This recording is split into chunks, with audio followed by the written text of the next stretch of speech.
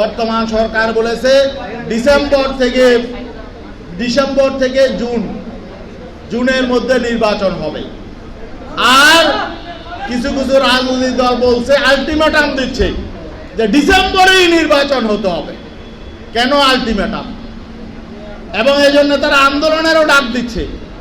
আবার আমি পরিষ্কার নাম ধরে বলতে চাই, এই জাতীয়তাবাদী দল বিএনপির একজন নেতা গয়েশ্বর চন্দ্র রায়, আজকে আপনারা সবাই দেখছেন, মিডিয়ায় দেখছেন না, কি বলেছে?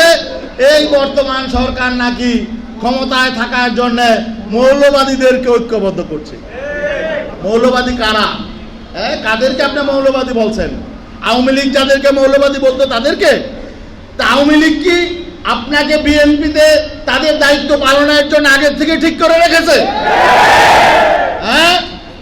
সাবধান হয়ে যান, আওয়ামী লীগের ভাষায় কথা বলবেন না। আওয়ামী লীগ যেই পলিসিতে ক্ষমতা এসেছিল, ওই সচিবালয়ের সচিবদের আন্দোলনের ভিত্তি থেকে আওয়ামী লীগ প্রথম ক্ষমতায় আসে, মনে আছে কিনা? ঠিক ৯৬-তে।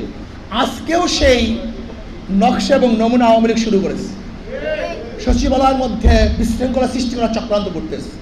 আমি অবশ্যই সচিবালয়ের লোকদেরকে বলবো, ৯৬ আর ২০২৫ কিন্তু এক নয়।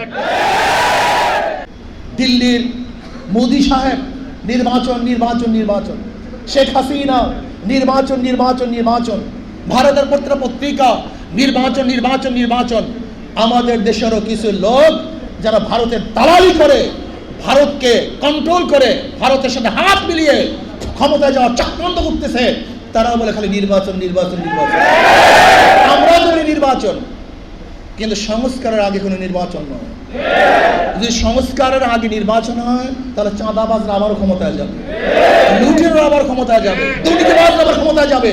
আমি দেখেছি এখন বিএনপির অনেক কথাবার্তা এবং তাদের কাজ ফেসিস আওয়ামী লীগের সাথে হুবাহু মিল, কাজেও মিল, বক্তব্যও মিল।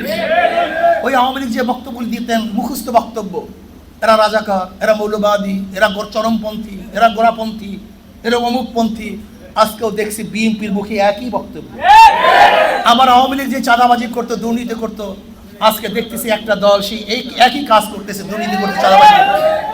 আমরা চাঁদা মুক্ত দেশ চান না চাঁদাওয়ালা দেশ চান?